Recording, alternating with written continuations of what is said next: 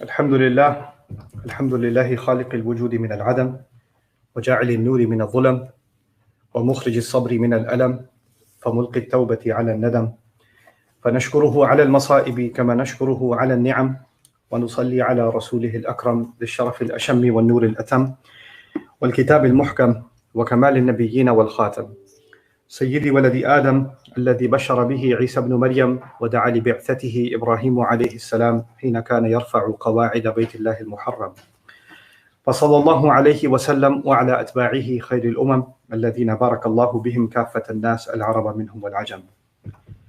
الحمد لله الذي لم يتخذ ولدا ولم يكن له شريك في الملك ولم يكن له ولي من الذل وكبره تكبيرا.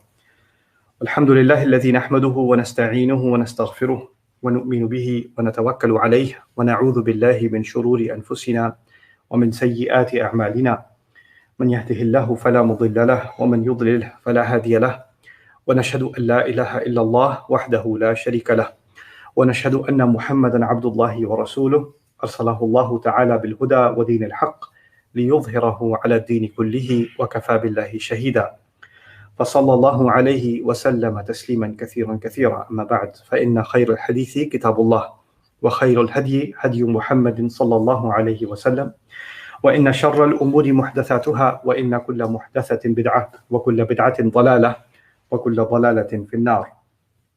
قال الله عز وجل في كتابه الكريم بعد أن أقول أعوذ بالله من الشيطان الرجيم: قل بفضل الله وبرحمته فبذلك فليفرحوا هو خير مما يجمعون. رب اشرح لي صدري ويسر لي أمري واحلل عقدة من لساني يفقه قولي. اللهم ثبتنا عند الموت بلا إله إلا الله، اللهم اجعلنا من الذين آمنوا وعملوا الصالحات وتواصوا بالحق وتواصوا بالصبر. آمين يا رب العالمين. Allah Azza wa Jal created the human being with desires. And Allah talked about that in Surah Al-Imran. He said, زُيِّنَ لِلنَّاسِ حُبُّ الشَّهَوَاتِ مِنَ النِّسَاءِ وَالْبَنِينَ وَالْقَنَاطِيرِ الْمُقَنطَرَةِ مِنَ الذَّهَبِ وَالْفِضَّةِ وَالْخَيْلِ الْمُسَوَّمَةِ وَالْأَنْعَامِ وَالْحَرْثِ. Allah made for men, for instance, women desirable. He made having children desirable, and then having wealth and assets and businesses and investments that grow desirable, a beautiful ride desirable. These are things that Allah put inside the soul of human beings, inside our psyche. He programmed us to want these things. Other places in the Quran, He makes a list of things that people want. And today what I want to start with is a fundamental question. Why do we want these things? What is in our minds that once we have these things, what's going to come? At the end of the day, the simple answer to that, which every human being knows, is I'll be happy. If I get the job that I really want, I'll be happy. If I get married to the person I want to get married to, I'll be happy. If I'm able to buy that house, I'll be happy. If I'm able to live in this neighborhood, I'll be happy. If I'm able to move to that country or that city, then I'll be happy. Some young man feels stuck in their home. They don't want to live in their small town. They're like, if I get accepted into that university and move to that town, man, I'm going to be so happy, right? So all of these things, they boil down to one common denominator, which, our great American history describes as the pursuit of happiness, right? So we're looking for this one thing, and we keep trying to find it in these pursuits that you and I have in our lives. In fact, we go through a lot of sadness and a lot of difficulty and a lot of pain because of this dream of acquiring something one day that will make us happy. So you work maybe even at a job that you don't like because you're saving up because you want to get something eventually that's going to make you happy, right? Some kids, they get allowance, right? And they just really want this pair of shoes. They're not going to spend their allowance, even though all the other siblings are getting candy, this or that.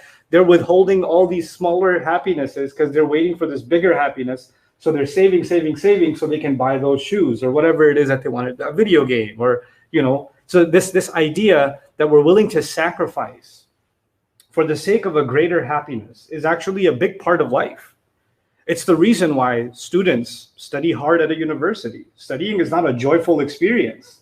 There are other students in the same university that are partying, that are hanging out, that are wasting their time. And then you have some students that are working really, really hard, because some students look at happiness at a party or at hanging out or cutting class or going out and chilling or just sleeping. That's their happiness. Another student sees, well, this looks like it's happiness, but I really want to have the happiness of being financially independent, of being successful. I want to feel the joy of hearing my dad say that he's proud of me, or my family celebrating my graduation, or whatever, right? Being the pride and joy of the family. They've got some other pursuit of happiness in their mind. But at the end of the day, the irresponsible one and the responsible one have something in common. They're both pursuing some kind of happiness. So it is actually, for the students of psychology, it is one of the most fundamental questions when you're trying to figure out what's going on inside of the psyche of a person. What makes you happy? What makes you happy? And by the way, what makes you happy is a question that should be different from what is good stress relief for you. Because happiness is something you're running towards. Stress relief is something you're getting away from. You're escaping something. You're stressed out about work. You're stressed out about some family argument. You're stressed out about this or that. Oh, when I'm stressed out, I just go for a walk. Or when I'm stressed out, I just play video games. Or when I have too much anxiety, I smoke, or whatever. People have different ways to cope with the pressure of life, right? But that's not what's making you happy. That's just giving you a break. That's not the question. The question is something else. What actually makes someone happy? And this feeling that we have of happiness, it's a very temporary feeling. As much as it's desired and pursued. Somebody said, somebody posts a picture of going to some beautiful vacation, and they could see like an amazing city behind them, sunny skies. They could see a beautiful escape, the landscape or waterfall or mountains or whatever, and they look really happy. But go to a vacation enough times, all the places start looking the same. It's not the same excitement for you anymore. It doesn't make you happy anymore, right? So this thing that we're pursuing, it's like a moving target. It's not like once you have it, you can hold on to it. It's the same with what Allah describes. I've talked about this in other khutbah before. Another khutbah is in Surah Al-Hadid, how Allah describes that the crop turns yellow, right? So the farmer, all he wanted was the crop to grow. The entire year, he's waiting for the crop to grow. And when it grows, they party, they celebrate, they have harvest festivals, because finally the fruit of their labor, right? Quite literally, for a gardener, the fruit of his labor. But even that fruit gets sour. Even the stalk turns yellow, right? So the idea there is that we can pursue. Some kids are like, man, I just want to get this I just want to get a PS5. You can't get it anywhere. It's harder to get than a visa to Umrah. I just really want to get one. If I just had that, then I would. And then they get it, and then, I don't really have time to play it. It's kind of, but it's okay. The joy of it, the high of it drops real quick. The excitement of a new car, ask 2 months later. That's 2 months later. The excitement of a new home, ask about a year later. The excitement of new clothes you got for Eid or something, or a present you got, ask a week later. The excitement drops. So this thing, the first point that I wanted to get across is this thing that is so fundamental to basically all of our pursuits. We have to be clear. I have to be clear about myself that it's not found in a thing, because the moment I have it, it moves on to something else. And then it becomes something else, and then it becomes something else. I can't hold on. I can't seem to hold on to this thing called joy. And because this is such a fundamental pursuit, and it's common to all of us, every one of us is human, every one of us wants to be happy. I would imagine that Allah will talk about it exhaustively in the Quran. How to become happy. How will you finally, and the Arabic word for happiness is sa'ada. And the Arabic word for overjoyed happiness, extreme happiness, is al-farh. So these words, you would think you'll find them all over the Quran, because Allah wants us theoretically to be happy, right? Because the promise of Jannah, the promise of all the rewards, even if it's not spelled out that way, obviously those things are there. Just even thinking about those things makes us happy. That's what Allah wants. But surprisingly, in the Quran, Allah does not talk about happiness much at all. In fact, barely at all. And there's only one place where Allah essentially says, and because of that, they should be happy. They should be filled with joy. فَبِذَلِكَ فَلْيَفْرَحُوا. It's just one place in the Quran, in the entire Quran, in Surah Yunus.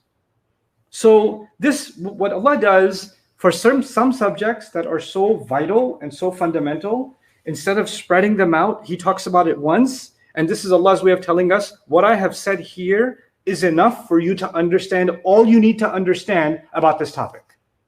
So for instance, he did that with fasting. Allah didn't talk about fasting in the Quran all over the Quran. He talked about it in one place, one time. And that's it. That's all you need to know. Compare that with something like taqwa. Taqwa, he talks about in the Quran over a couple of hundred times. Why? Because you can understand it from this point of view. You also can come at it from this point of view, this point of view, this point of view. There's lots of things you can learn about taqwa. It's a big thing. And you can acquire it in many, many, many different ways. And it can come to you. You can be tested with your taqwa in many different ways. So Allah addressed it in many different ways across the Quran.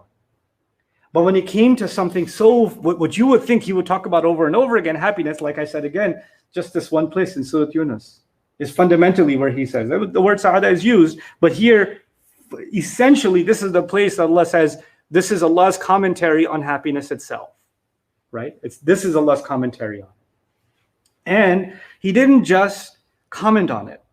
He actually said, this is ayah number 58, by the way, and ayah number 58 is the answer, is the conclusion to ayah number 57, actually. So here he's commenting on happiness, but the building blocks, what makes up happiness, isn't the ayah before it. That's actually what it is. So in this series of khutbahs, what I'm going to try to do is understand these two ayat. And maybe if we contemplate these two ayat, and though I have given khutbahs about these two ayat before, but not from this point of view, not from this psychological point of view, and not from this historical point of view.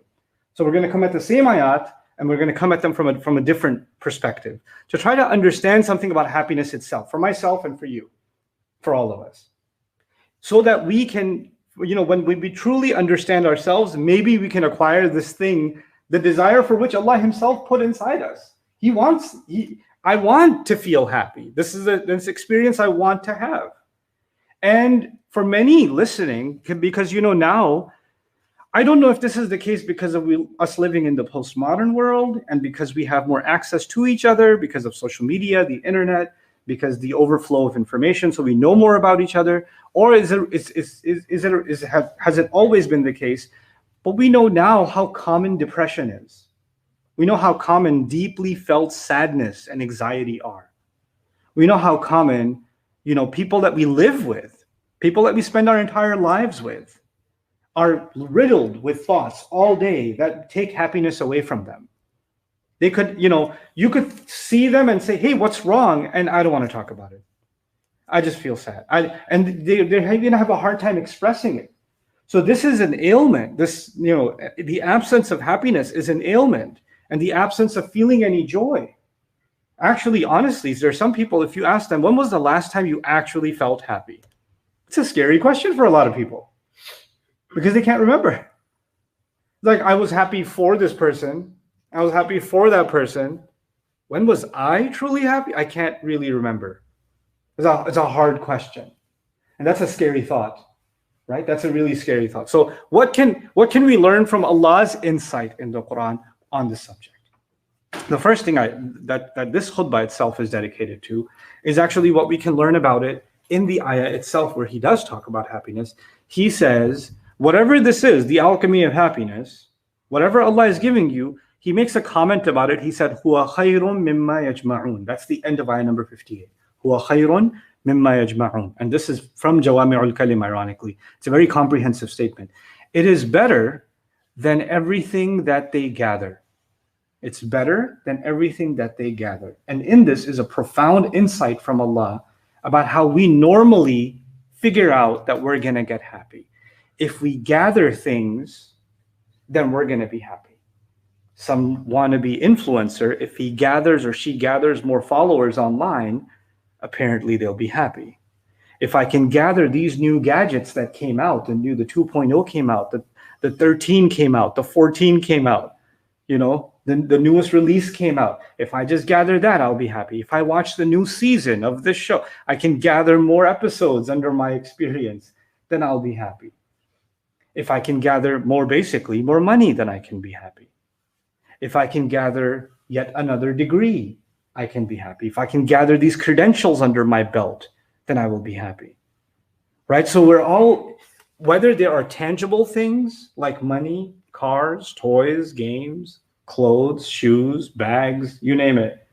Either it's those things or it's intangible things like degrees, recognition, followers, appreciation, compliments. Some people like to gather compliments.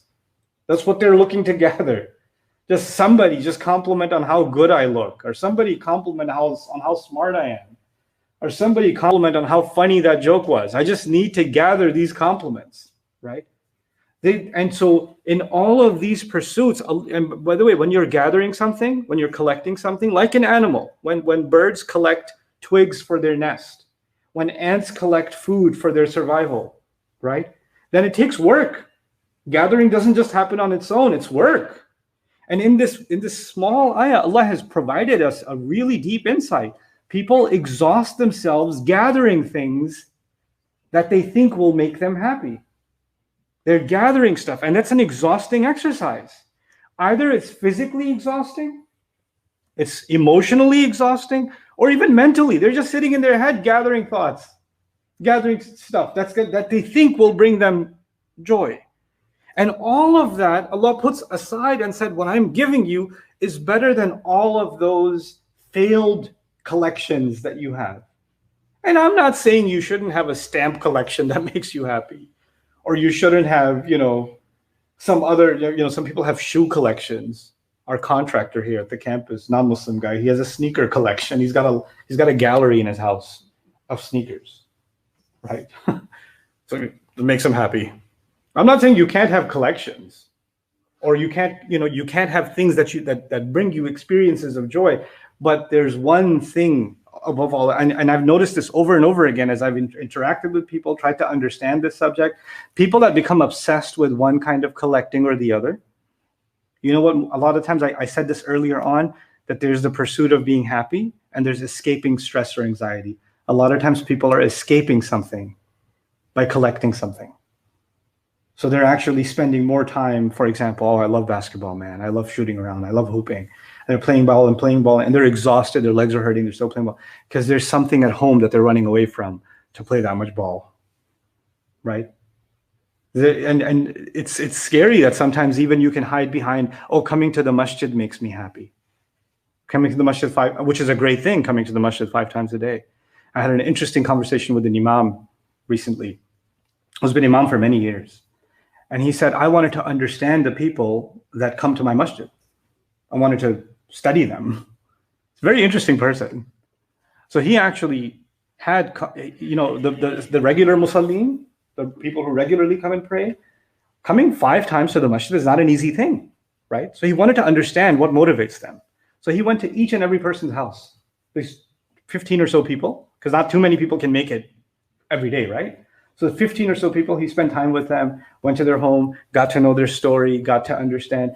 And 14 out of 15 were getting away from something. Somebody's family member had died. Somebody had a lot of trouble at home with their kids. Somebody had and even though may Allah reward them for coming to the masjid, but understanding their pain and understanding that they're getting away from something and trying to find peace in something is important to understand. It's important to know. And so what I'm trying to get across to you is that Allah has given us this diagnosis almost, that we try to find escape away from our sadness by collecting things. But actually, that's not happiness itself. That can never be happiness. You have people that are, because we're now in the world of impressions, right? The world of image, the world of filtered images, the world of selfies, and the world of vlogs, and the world of presenting yourself as an icon of some sort, right? So you're following people that you think are really funny or really successful or really they look happy. Couples that look happy make videos about themselves, and people make videos about how cute their children are, and millions of people follow them, right? They're not making videos about when their child is crying their head off and scratching their face and throwing the plate. No, not that video. There's a lot of edit, right? There's the one where they're really cute. That's the video you're gonna see. And so people want to give this impression. And what happens sometimes, these people that look so happy, that look perfectly normal, that look like, man, I wish I had a life that they had. Next thing you know, they commit suicide. Next thing you know, they get diagnosed with some serious illness. Next thing you find out, they're addicted to some kind of drugs. Why? Because the yajma'un was simply an escape from something else, right? And look at how Allah has so precisely just made this comment, huwa khayrun mimma yajma'un. It is better than what they are gathering. So first Allah diagnoses in this ayah, this concluding ayah, which is, I'm starting today from the concluding ayah. So in this concluding ayah, Allah is telling us later that all those other pursuits of happiness were just an exercise in collection. That's all it was. It was something that deceived people. It was just something that they got fooled by, thinking that that's going to make them happy. And you and I have to really take deep stock inside of ourselves and think, what is it that I am doing that I think makes me happy, but it doesn't actually do it? I can't tell you that for yourself. You have to ask yourself that question. What is it that you are doing jama' of, and perhaps Allah is offering something better? You see, and this is my concluding comment for today's khutbah for you, is that Allah Azza wa Jal in the Quran, He has given us halal and haram, definitely. He's given us some advice on what to do in our homes. He's given us some guidelines on how to spend our money. He's given us guidelines on how to earn our money, on how to do business. He's given us guidelines on how to interact with each other, how to deal with family. He's given us all kinds of guidelines of do's and don'ts. But those do's and don'ts, you can think of them as the items sitting on top of a table. But you have to have the table first, the basis on which all the food sits. The basis of it is a way of thinking. There's a certain kind of thought process. There's a certain kind of personality, a certain kind of outlook on life that Allah builds in the Quran. And when you build that kind of outlook, then all of the instructions that are on top make sense. Then they actually, you will see, and I'll try and explain over the course of the next few khutbahs, then those instructions actually bring you happiness. And without that basis, without the right thought process, those same instructions from Allah, the same instructions of halal and haram and fard and wajib, all of those instructions, they become something that tightens the chest, that become discomfort, that become difficult. Isn't it true that two people can be sitting at the same exact table, they're eating the same exact meal, but one of them is really happy, one of them is really upset? Because it's the same delicious food, and they both love the same food. The food isn't any better or worse. The temperature in the room isn't any better or worse. Physically, they're not going through, one's going through pain and one's not. But one has something on their mind, one has something going on in their heart that's taken the joy away from eating. Isn't it? There's a mindset. They're in a different place mentally, even though physically they're in the same place. Biologically, they're experiencing the same thing. Their taste buds are experiencing the same thing. In fact, forget two people, even you yourself. You could be in a certain place mentally, and the same activity will bring you happiness. You'll be in a good mood, and you're in a different place mentally, and that same activity does nothing for you. Like, I'm not in the mood. I don't feel like it. I don't want to do this, right? So that mindset is what Allah is helping us configure in ayah number 57 of Surah Yunus. And that's what we're going to spend time understanding. Then we get to فَبِذَلِكَ فَلْيَفْرَحُوا. That's what Allah Azza wa Jalla is going to unlock for us in this remarkable ayah. So I wanted to take my time covering this with you. I've covered this with you before, but again, from a different point of view this time. And inshallah ta'ala, the next time we'll open up the first of those components. There are 4 items mentioned in ayah number 57. And the first of them, inshallah, my intention is to cover that in the next khutbah, which is Ya ayyuhan nas. Part of that will also be, and I'll set the stage for it now, is that this surah early on is actually debating with the mushrikeen. Why should they believe Quran is the word of God? Why should they believe that? Why could it not be from a human being? That's the debate that's happening early on in this surah. Surah is a huge conversation between Allah and humanity, right? So the first part of this conversation is, why should you believe this is Allah's word? Why is it not made up? That's the crux of the argument in the beginning. And I told you, this is not the beginning of Surah Yunus. The ayah I'm talking about is ayah number 57. So lots of conversations have already happened. So what does that conversation have to do with this? We have to figure that out too, to understand. Because you cannot understand a conversation Allah is having, something Allah is saying, if you don't know where it fits. What is it a part of? So all of those explorations, inshallah, will help us really get to the bottom of what Allah has to give us in terms of our personal, truly felt happiness that cannot be taken away. A joy that cannot be taken away. A joy that is no longer a moving target. A joy that is no longer temporary. A joy that's no longer artificial. A joy that's no longer an escape from something else.